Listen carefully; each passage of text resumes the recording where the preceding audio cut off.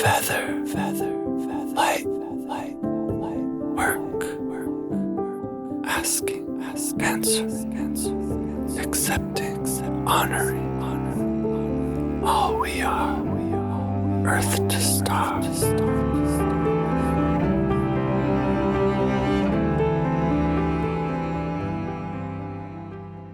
Willflower.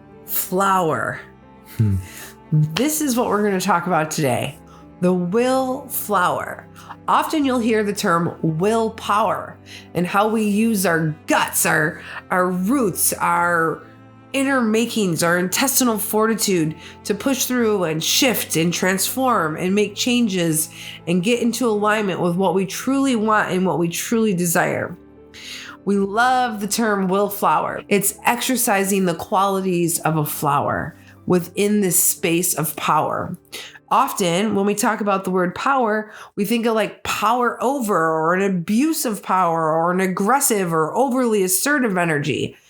And really, we find such value when this energy, this power is presented and represented by beauty and grace and groundedness. When we combine this intense power that we all have naturally innate inside us with the ability to make sharp decisions and big transformations and do it with grace and love and bliss, it's much easier to be received by our communities and our peers and our loved ones, and motivating too by reflecting on the beautiful qualities that a flower has and intermingling that with our power center, and our ability to drive forward and change these situations into whatever serves us for the highest and best. I remember a striking image. It's hauntingly beautiful.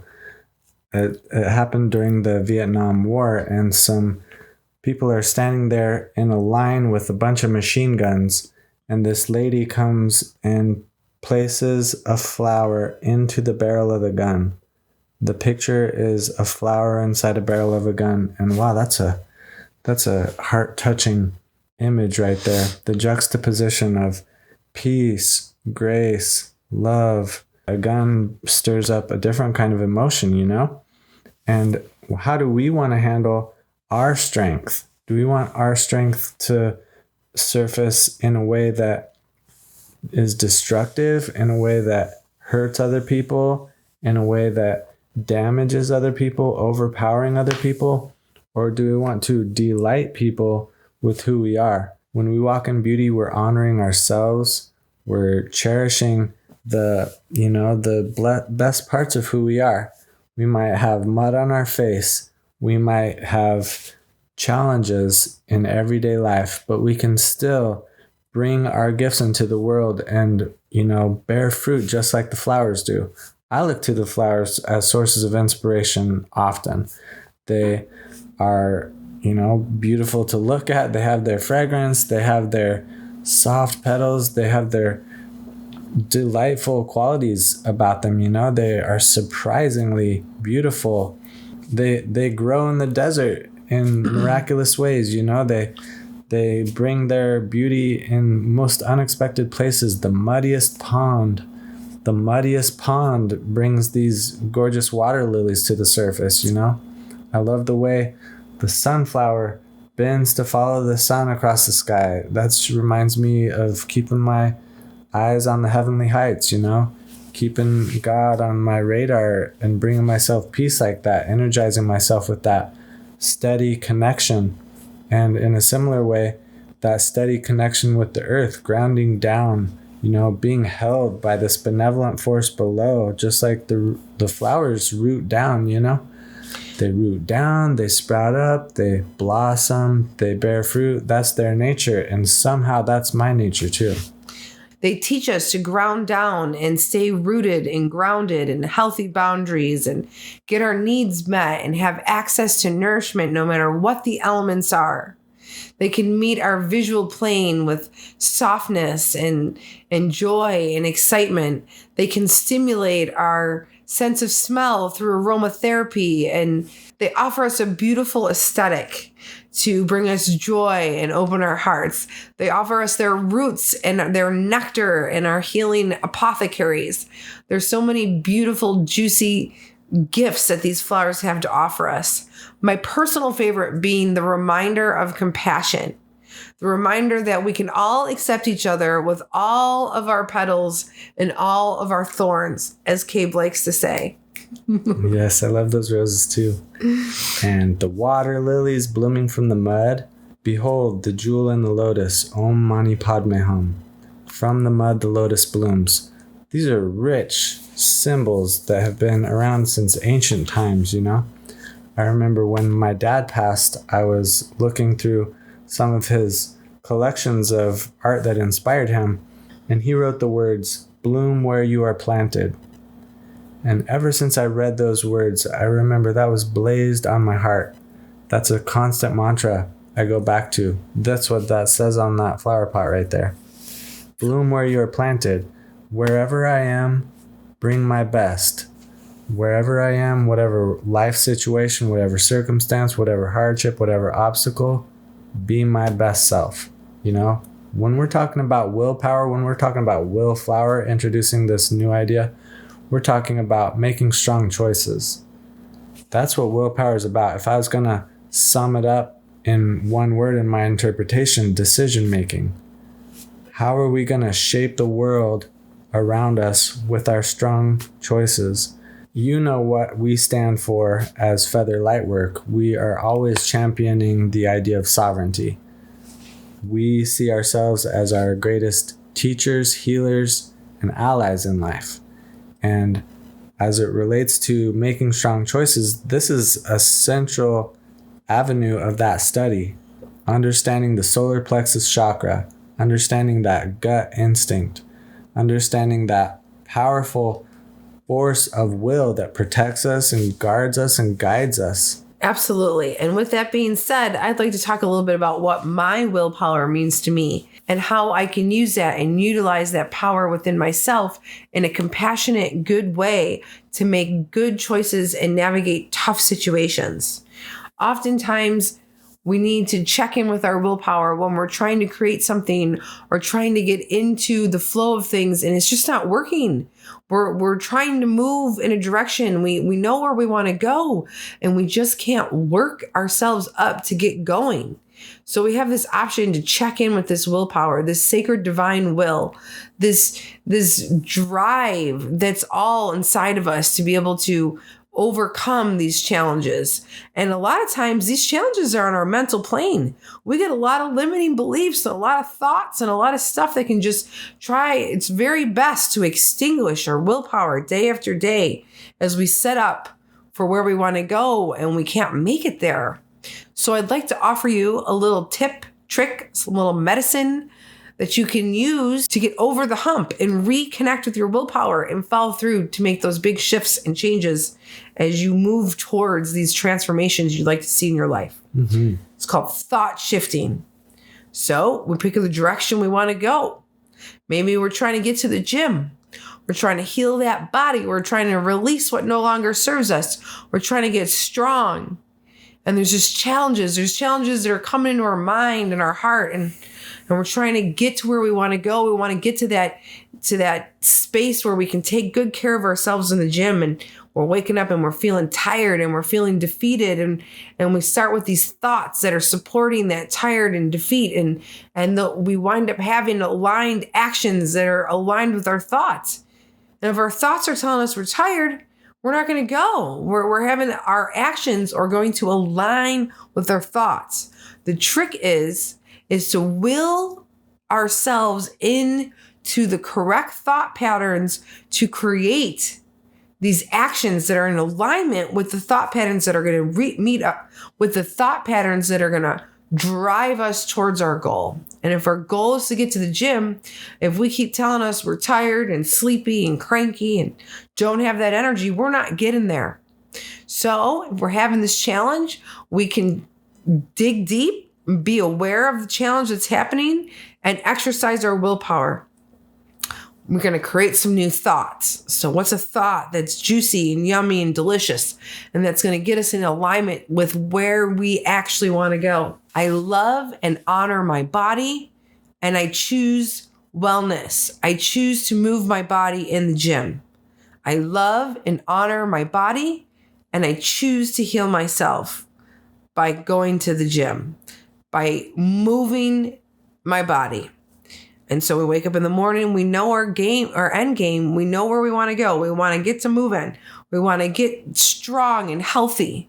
And so we're going to create something that's good. I love and honor my body by going to the gym. So when we wake up and we tell ourselves we're cranky and sleepy and unable to do this, we tell ourselves, no. We hear that coming in. We feel that coming in. We feel that depression. We feel that disappointment.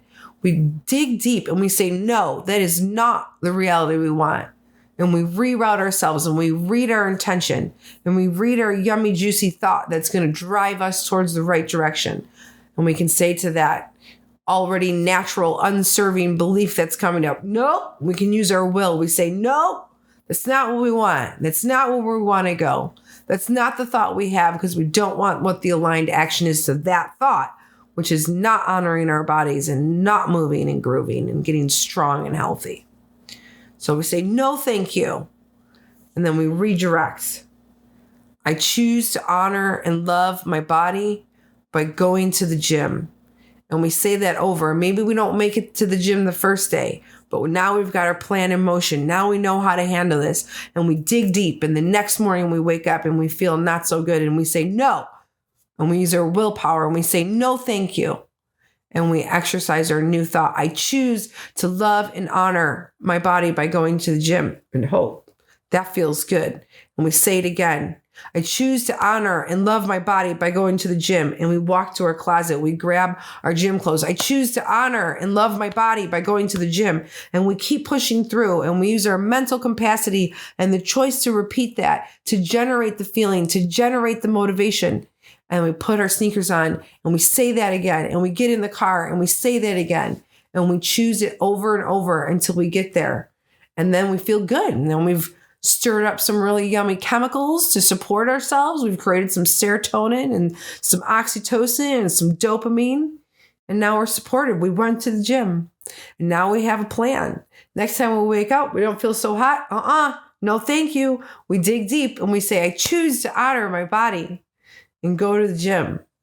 And that's how I use my willflower to move and groove and be healthy and strong. Willflower, you're taking care of yourself. You're honoring yourself. You're accepting yourself. You're showing up for yourself. You're making strong choices for yourself. Yeah. I love that.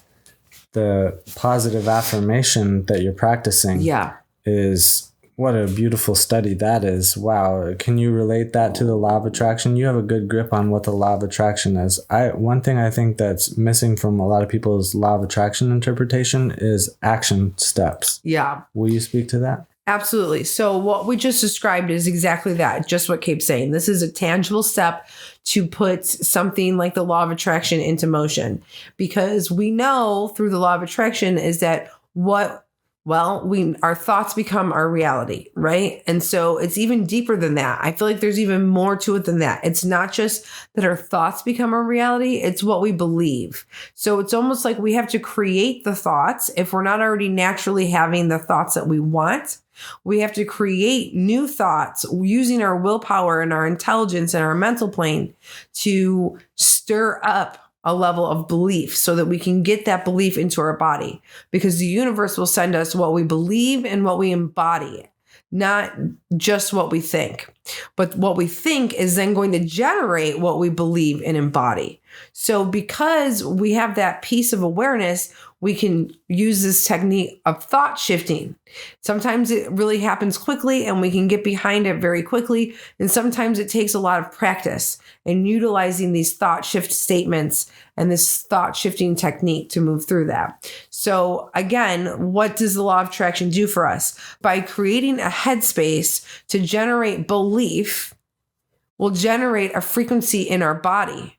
So when we're vibrating at this thought or belief, that then sends a signal out to the universe, and then the universe vibrates back and gives us exactly what we be. So again, there's two things to be mindful of here. It's not just what we're thinking. We have to really believe what we're thinking. So by invoking our willpower and really demanding it and really putting it in and putting it into our reality and choosing those thoughts, we can start to get to that point of belief, which will start to resonate at a frequency, which will then create a reality. So using this thought shifting technique is a really great way to get yourself there. But it's more than just saying the affirmations. You actually have to believe them. And that's where the willpower comes in. Good one. Thank you. Yeah. Another analogy of willpower is the sun. We can look at the sun as an example of a powerful assertion of energy. And, you know, as it relates to our willpower, it's in fact our solar plexus, I'm sure, draws its name from the sun as a source of inspiration. I look at the sun in the way it radiates light in all direction. And I see that with my thoughts, words, and actions, I can also radiate light in all directions. I can energize, I can give energy in all directions. I can put my energy toward this, toward this, toward this, toward this. But another way for me to handle myself and all my energy is to focus that energy into a potent beam directed with concentration toward a certain area of my choosing. I do that with my art. It's like I'm channeling energy into one thing. And a flow state is like that. A flow state is ultra focused. It's like surrendered to the moment. It's super centered on this object at hand. Lately, I've been in a flow state with these flower arts. I'm creating illustrations of people with flower heads, and it's super fun for me. It's quirky, it's whimsical, it lights me up, it's lighthearted. It also helps me to imagine myself in this position, in this position, in this position through the lenses of all these flowers. Flowers are often a source of inspiration for me. The flowers bring me so much joy seeing them. There was a time when I was really struggling with life. This is a couple years ago. We have the COVID epidemic, economic, strange energy, and I just didn't know what to do. I had little kids. I took my energy into the field and just ran like a racehorse for a little while. There's that power again, strength, you know, like it has all kinds of ego trips, you know. Overexertion of energy is like a firearm, you know, or like a flamethrower. Gross, right? But the second lap that I took, I was jogging. The third lap I walked. The fourth lap I sat on the ground and surrendered. And you know what saved me? These beautiful wildflowers. And I looked at those flowers and I saw the way they trusted, you know. They just swayed in the wind as if they had no care, no worries. They were just in pure delight. They're swaying together. And the song goes, "The wildflowers of the field, each one is sheltered under my shield. The birds who flourish in the air are fed and nourished under my care. My child, I am in the air you breathe and the water you drink in a heartbeat. I am with you in the instant when you invite me into your thoughts and prayers." That message was just blazed on my heart there, seeing it there, witnessing these flowers, delighting in the sunshine like that, you know? And that's what we can do with our willpower, is follow our bliss, you know? We can flow in life in the ultimate expression of who we are. Yeah, we're going to run into hiccups probably. I don't know anyone who's perpetually in bliss mode, but that's the ideal, right? Like practicing the use of our willpower, the use of our willflower, reshaping this, you know, desire to overpower others and embrace it like a co-creative mode. Anyway, nature has its way of, you know, making space for everyone. Yeah, and I love how you brought up worry. Worry is something that we can really use our willpower to overcome or to shift for us. And it's a really helpful tool. And so what we do here is the same concept, is the thought shifting. Big one is to trust in the universe, to trust in yourself, to trust in the divine flow. to trust in God, however and whatever you trust in, just to pull away from that worry and go back to that place of trust is going to shift your reality. So we go back to the law of attraction. If what we're thinking on and constantly our thoughts are consisting of worry, we're going to create more worry. We're going to create more situations that we can worry about. And when we're so like up to our eyeballs in worry, the last thing that we need to do is create more worry. So we can dig deep. We can use our intelligence and our awareness to know that it's too much. We need to create a new statement. We need to create a new reality. We need to shift our thoughts. So we use our willpower to do that. I trust in the divine flow. Everything is happening for me. I trust in the divine flow. Everything is happening for me. I am safe. So as this stuff comes up, instead of getting into that loop, we can just exercise our willpower and we can get that thought statement, that new shift, that new reality. And we can say, no, I trust in the divine flow. Everything is happening for me. And go about our day. And then 10 minutes later, we have another worrisome thought. No, we use our willpower. No, that's not where we're going to be. We're not extinguishing or diminishing the fact that we may be having unsettling thoughts. We can let them show up, but we can't be in that loop. We can't constantly have our whole headspace consumed by unserving beliefs. So we choose our willpower. We choose something different. And we can choose that thought. And we can shift that reality. When I look to the flowers as sources of inspiration, and I consider the natural environment that supports them and, buzzes around them and honors them, they serve their purpose, they bring their medicine. I'm thinking of the chamomile flowers and the way we drink them as tea. I'm thinking of the blue lotus flowers and the way they help us feel good. They always, of course, delight our eyes. There was a time when I was experiencing a lot of anger and frustration and grief in my role as a dad. Didn't really know how to navigate those waters of discontent in the home space, a lot of upset kids here and there, and loudness, and I like quiet, and so peace has been a really big focal point for me in the last 10 years. Finding peace, creating peace, being peace. And there's a book called Being Peace, written by Thich Nhat Hanh. And this was one of the first really rich sources of wisdom I ever read, actually. And there's a mantra in there that lights me up, and it seems relevant and resonant in this moment. It goes like this: breathing in, I relax my body. Breathing out, I smile. Dwelling in this present moment. I know this is a beautiful moment. That mantra brings me right back into my grace, right back into my peace. My band and I, we carry this song. My band is called Cosmic Butterflies. We carry a song called To Create the Peace. That song finds peace in all these sources of inspiration we see in nature, and it acknowledges them in order to acknowledge them in us. To remind ourselves of the divine we see there is to remind of the divine we find in ourselves, right? So these divine reminders give us their gifts just by being the divine vessels they are. And I, of course, feel graced by the beauty, and I want to walk in beauty every single day. So I like to focus on beautiful things. Sometimes I know there's a place for shadow work and doing the heavy work of looking at what is not serving also.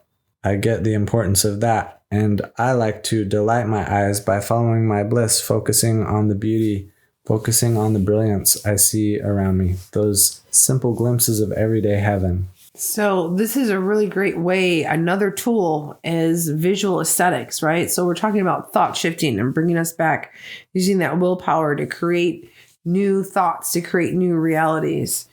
This is the same thing with these flowers. You can create a new emotion. You can shift your beliefs. You can shift out of where it's not serving you by witnessing flowers, by relating to flowers, by smelling to flowers, by understanding this overwhelming sense of compassion that comes from nature, a reconnection to nature, just being outside, just taking the choice and making the choice and using our will again to make a strong choice. I'm going to go outside for a walk and reconnect with nature. I'm going to go outside for a walk and ground in nature. All these different ways we can relate and commune with nature to shift our realities, to go from that place of power over to that place of power within in a balanced, compassionate, kind way to serve ourselves and our communities and each other. One of the reasons why flowers are so prominent in my everyday life right now, even here in the middle of winter, is because I'm on a roll with some artwork. I've found a really awesome flow lately, creating illustrations of people with flower heads. These are pictures of people going about their daily lives, doing ordinary things, connecting with nature, connecting with each other, connecting with what lights them up, being the flowers they are. You know, they're quirky, they're whimsical, they're lighthearted. These are some of the qualities, the virtues that I really strive for in my life. By visualizing them, by dreaming them up and putting them on a paper in a shareable form, they're touching people on an emotional level and a mental level. They're contemplative. It's such a joy following this thread of what lights me up creatively. The reason why I mention this art is because it seems like Willflower is such a new concept, such a ethereal concept, that it almost deserves some kind of visualization tool like that in order to imagine it. I know it's a stretch to speak about these artworks and assume they're relevant to the subject of will, but Willflower is a new concept. I think visualizing it through people with flower heads is an interesting way to look at this new surreal word, right? It's a surreal concept. It's a dreamy concept. It's a whimsical concept. And it also has legs because it reshapes this art of making decisions and focuses on the brilliance and beauty we can bring into the world with our positive choices. You know, we're creating positive affirmations to light ourselves up, to light up the world, to follow the thread of joy, to follow our bliss. And that's a flowery thing to do, right? It's like a bloom. It's like a blossom. The word power has both positive and negative connotations because we see that people overpower other people. There are authorities that diminish the power of another person. There are destructive powers. There are, firepower. There are a lot of uses of the word power that seem like ego trips. And that's exactly the point I want to make, is that we're talking about ego, who we are, how we assert our will into the world.